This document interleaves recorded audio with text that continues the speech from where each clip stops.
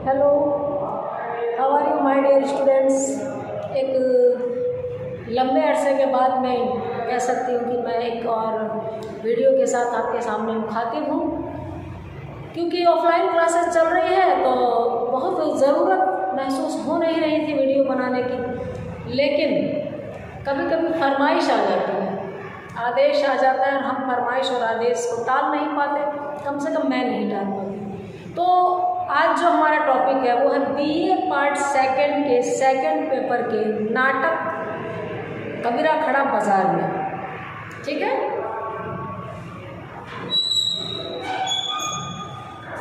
Gate बंद करके आऊँ।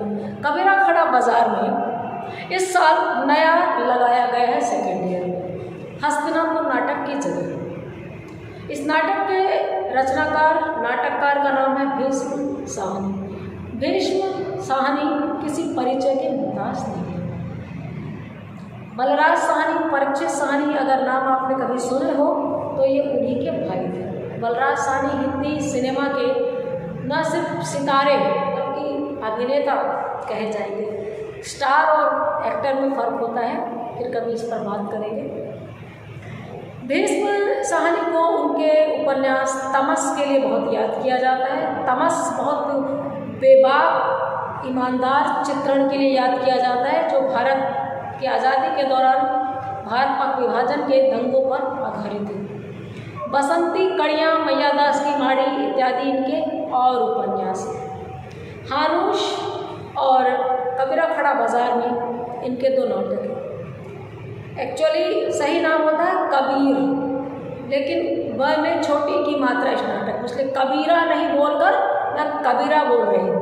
और बाजार तो शुद्ध शब्द है, उसकी जगह आया है बाजार, देशी शब्द बनकर। इस नाटक के नाम से जाहिर है कि कबीर पे बात हो रही है। दूसरा, कबीरा खड़ा बाजार में। अब देखिए, बीच बाजार में कौन खड़ा हो सकता है? बीच बाजार में वही खड़ा होगा जिसको अपनी जान की परवाह नहीं है और सच बोलने के लिए आमादा है। यानी यह नाटक कबीर के उस दिलेर रूप को याद करता है जो उनके साहित्य का, उनके सृजन का एक बहुत महत्वपूर्ण हिस्सा है। दो तरीके का साहित्य कबीर ने लिखा था। एक साहित्य सामाजिक कुरीतियों पर प्रहार करने वाला, आडंबरों पर चोट पहुंचाने वाला, सामाजिक विषमताओं पर बात करने वाला, सांप्रदायिक विद्वेष पर चोट करने वाला, सांप्रदायिक सद्भाव पर बल देने वाला, और एक उनका संत रूप था। भक्त कवियों को दो भागों में बांटा गया है, संत और भक्त। संत निर्गुण भक्त हैं और भक्त सगुण संत हैं, समझ लीजिए। यानी संतों ने निर्गुणोपासना की है और भक्तों ने सगुणोपासना। निर्गुण ने ब्रह्म को माना है, एक एहसास, एक अनुभूति, एक भरोसा, एक विश्वास जो इस दुनिया में है, छाया है, अंतर्यामी है, कण कण में है, उस रूप को उन्होंने माना है। और सगुण भक्तों ने ईश्वर के नाम, रूप, लीलाएं, अवतार उनको भजा है। उनके जो कृष्ण हैं वो बांसुरी बजाते हैं, छाछ पर नाचते हैं, रास रचाते हैं। और राम है वो मर्यादा पुरुषोत्तम है, आदर्श पति, पिता, जो भी है, मतलब। तो सगुण ने उनके नवधा भक्ति, भजन, कीर्तन, नाम स्मरण, मंदिर, तीर्थ, उपवास, उनके पहनाना, स्नान, भोग, इन सब पर बात की है। और कबीर ने ये कहा है कि भगवान किसी एड्रेस पे नहीं मिलता, वो हमारे अंदर मिलता है। और कबीर के जन्म को लेकर के जितनी चीज़ें हैं उन सब पर इस नाटक में बात की हुई है। नीरू और नीमा कबीर के माता पिता हैं। अपनी शादी के बाद जब जा रही थी कबीर की माँ, मैं कबीर की माँ ही कह रही हूँ, उनको रास्ते में ही अपने पति के साथ जाते हुए घर ससुराल पहुँचने के पहले ही पानी पीने के लिए तालाब के किनारे रुके थे और बच्चे की रोने की आवाज़ आई तो देखा जाकर एक नवजात शिशु पड़ा था। गोद भर गई, बच्चे को साथ ले आए। कबीर जुलाहा है। कबीर के पिता को इस बात का दुख है कि सांप पाल लिया है जैसे, हालांकि वो ऐसा गुस्सा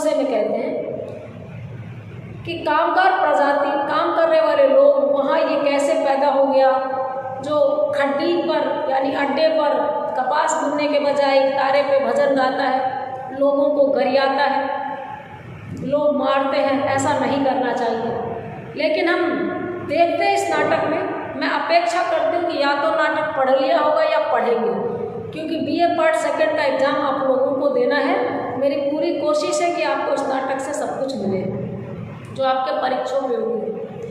कबीर का मेरा रूप भी दिखाया है, खान लेकर के बेचने भी निकलते हैं, और कबीर का वो रूप भी दिखाया है जहाँ किसी बच्चे को चाबुकधारी साधु पीट रहा है तो बच्चे को बचाने के साथ कबीर खुद चाबुक खा जाते हैं।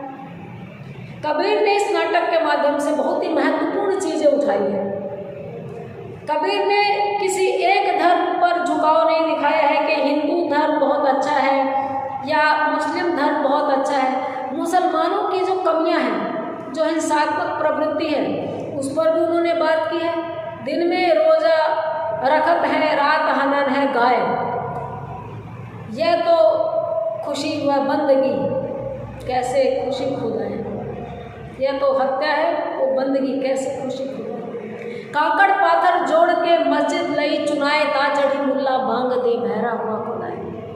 मस्जिद की सीढ़ियों के पास जाके बोलते हैं कि एक तो इतनी विशाल मस्जिद बना ली, ऊपर से और ऊपर चढ़ के आप माइक से आप अल्लाह अकबर करते हैं। क्या आपका खुदा बहरा है, ऊंचा सुनता है जो आप सुनते नहीं? दूसरी तरफ हिंदुओं को भी कहते हैं पहाड़ पूजे हरी मिले तो मैं पूजूं पहाड़, ताते या चाकी भली पीस खाए संसार। कि आप पत्थर को पूजते हैं, अगर उससे भगवान मिलते हैं तो मैं पहाड़ ही पूज लूँ ना, पत्थरों का बहुत विशाल काय रूप है वो।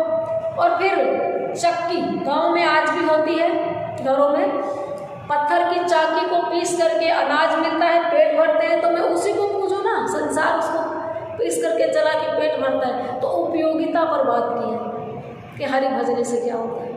अब आप तीर्थ स्थान में जा कर के बाल कटा के भगवान को प्रसन्न करते हैं, भगवान को अपनी गंदगी आप उनके दरवाजे पर छोड़ के आते, उससे थोड़ी प्रसन्न होते हैं। अगर ऐसे प्रसन्न होते तो जो भेड़ है उसको तो साल में 2 बार मुंडा जाता है, उसका मुंडन तो 2 बार होता है, तो वो तो सीधे बैकुंठ में जानी चाहिए।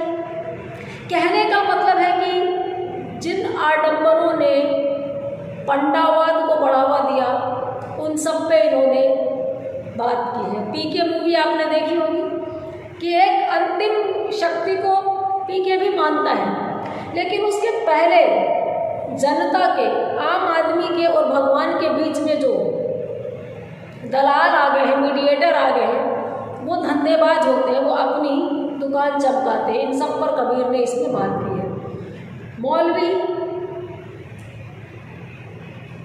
खुदा का दलाल और पंडित महंत भगवान का दलाल, कबीर ने इस नाटक में इन चीज़ों पर बात की है। उसके बाद किसी स्थान विशेष को पवित्र मानने से कबीर इनकार करते हैं कि आपका मन अगर मैला है, आपने लोगों को कष्ट दिए, आपने झूठ बोला, कम तोला, हिंसा की, फिर आप बनारस में या काबा में जाके मर जाइए तो आपको जन्नत मिल जाएगी या आपको बैकुंठ मिल जाएगा, ऐसा नहीं होता है। मुँह को कहाँ ढूंढे रे बंदे, मैं तो तेरे पास में, ना मंदिर में, ना मस्जिद में, ना काबे कैलाश में। कि मुझे तू कहाँ ढूंढता है?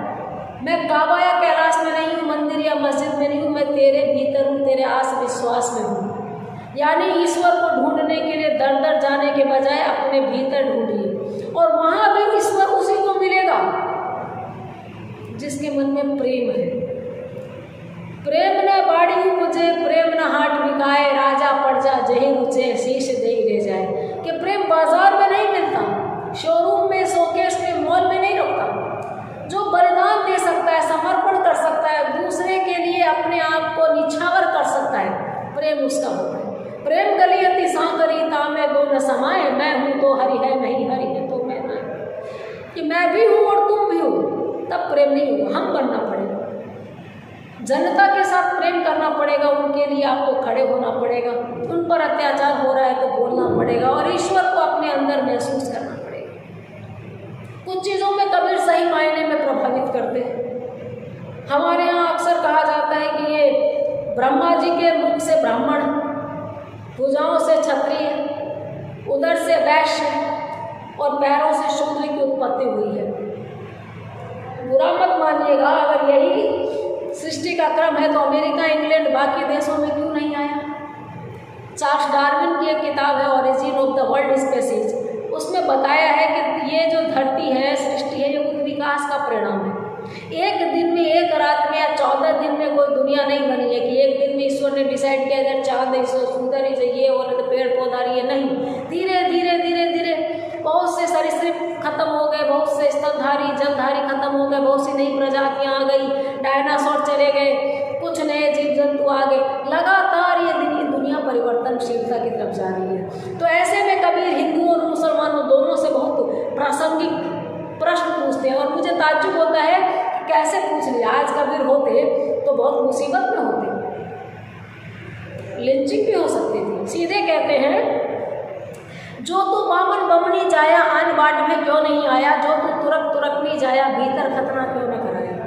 कि जो तू बामन बमनी जाया, अगर तू ब्राह्मण और ब्राह्मणी से पैदा हुए हो तो तुम उस तरह से ही क्यों आ गए संसार में, जिस तरह से शूद्र भी आते हैं, चमार, भंगी, सफाई कर्मचारी सब अपने माँ के गर्भ से पैदा होते हैं, उसी गलीज तरीके से तुम भी आ गए। ईश्वर को तुम्हें धरती पर डायरेक्ट भेजना चाहिए था, तुम्हारा तो अवतार होना चाहिए था।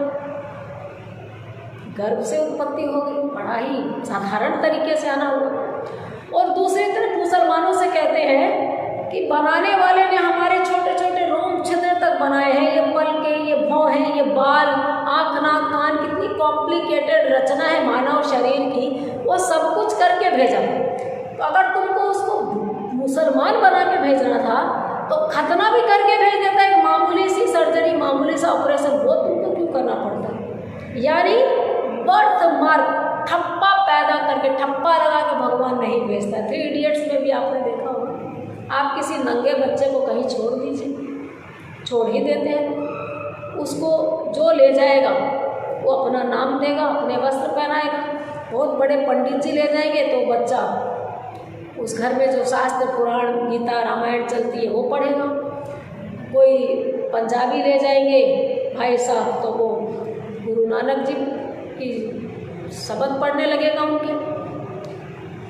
कोई ईसाई ले जाएंगे, चर्च में चला जाएगा। यानी अपना कुछ नहीं होता है, बच्चा नंगा और नास्तिक पैदा होता है। धार्मिक विचारधारा उसको परिवार से मिलती है। कबीर ने बड़ी सुंदर बात कही। कबीर ने ये कहा कि पोथी पढ़ी पढ़ी जग हुआ, पंडित भया न कोय, ढाई आखर प्रेम का पढ़े सो पंडित हो। विद्वान होने की सबसे सरल परिभाषा दी है। मैं आज तक इस परिभाषा से काम लेती आई हूँ जीवन में आगे बढ़ने का, कि बहुत विद्वान वो नहीं है जिसने बहुत सारी किताबें पढ़ ली। पोथियाँ पढ़ पढ़ के युग से लोग मरे जा रहे हैं। कौन है पंडित, कौन है विद्वान? ढाई आखर प्रेम का जो पढ़ लेता है, जो ये जान लेता है कि सारी सीमाएं फेक है, यूं ही है, ये चौहद्दियाँ, ये सरहदें, पंछी, नदियाँ, पवन के झोंके, कोई सरहद ना ही रोके।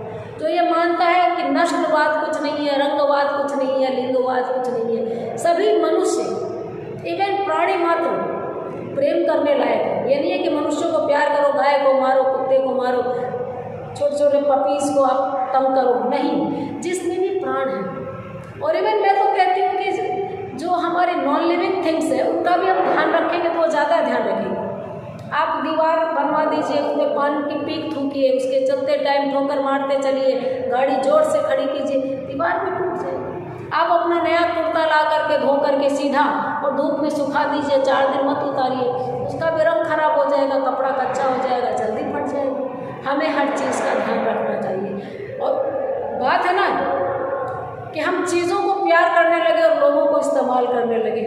ये सारी चीज़ें किताबी लगती है लेकिन किताबी नहीं है। जो भी चीज़ हम कर नहीं पाते हैं उसको फिल्म या किताबी बोल देते हैं। कबीर ने यहाँ पर खंडन और मंडन की प्रवृत्ति में से जो खंडन की प्रवृत्ति उठाई, मंडन किया है भक्त कवियों ने, सगुण भक्तों ने, जिन्होंने बोला कि ईश्वर ऐसा है, ईश्वर ऐसा है, ईश्वर ऐसा है, और यहाँ ये चीज़ है, यहाँ इस धर्म का मंदिर है, यहाँ ये मठ है। कबीर ने किया खंडन कि यहाँ पर ये नहीं है, ये भी दिखावा है, यहाँ पर ये नहीं है। शांति है भाईचारे में, शांति है सद्भावना में, शांति है प्रेम में। कबीर ने महंतों के बारे में बता करके मतलब कबीर के माध्यम से, इस नाटक के माध्यम से भीष्म साहनी ने बताया कि बड़े बड़े मठाधीश बिल्कुल क्रिमिनल्स की तरह, हिस्ट्री शीटर्स, गैंगस्टर्स की तरह अपने गुर्गे रखते हैं, अपनी पैरेलल सेना रखते हैं, हथियार रखते हैं। चाहे आप बाबा राम रहीम देखिए, कितना बड़ा उसका जखीरा निकला था, पैरेलल मुद्रा चला रहा था वो एक देश में।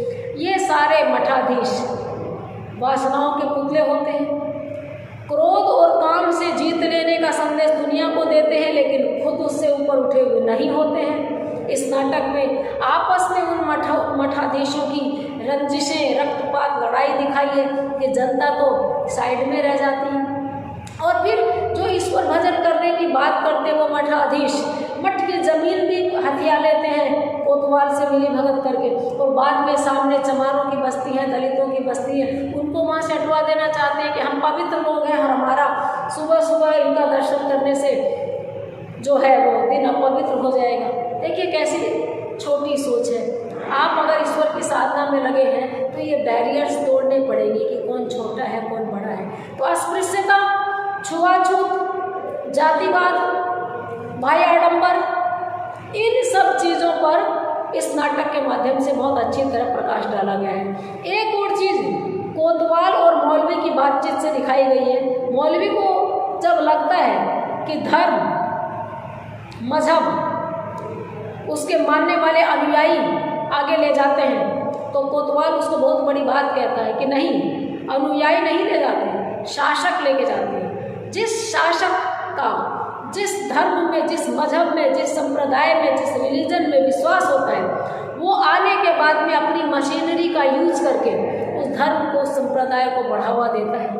कट्टरता चीज़ों के माध्यम से, नीतियों के माध्यम से, कानून के माध्यम से लोगों के घरों तक इस तरह पहुंचा दी जाती है कि खान पान से लेकर के भाषा बोली तक प्रभावित होती है। विचार कीजिएगा, मौलवी और कोतवाल की बात जिस तरफ इशारा कर रही है, जनता भावुक होती है और टूल बनती है, हथियार बनती है। तो कबीर के माध्यम से इस नाटक में वैज्ञानिक विचारधारा की बात की गई है, समरसतावाद की बात की गई है, किसी भी आधार पर लोगों में असमानता करना अमानवीय है, इसकी बात की गई है। भीष्म साहनी को इस नाटक लिखने में और मंचन में बहुत सफलता मिली। कबीर के बहुत काम के दोहे इन्होंने इसमें रखे हैं।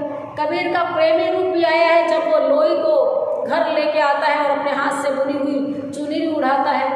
तो कुल मिलाकर ये नाटक समसामयिक है, प्रासंगिक है और वर्तमान की परिस्थितियों में न सिर्फ पढ़ने लायक है बल्कि अमल करने लायक है। आज इतना ही। उम्मीद करती हूँ ये नाटक आपके काम का होगा, ये बात आपके काम की होगी। मिलते हैं किसी और टॉपिक के साथ। Have a nice day.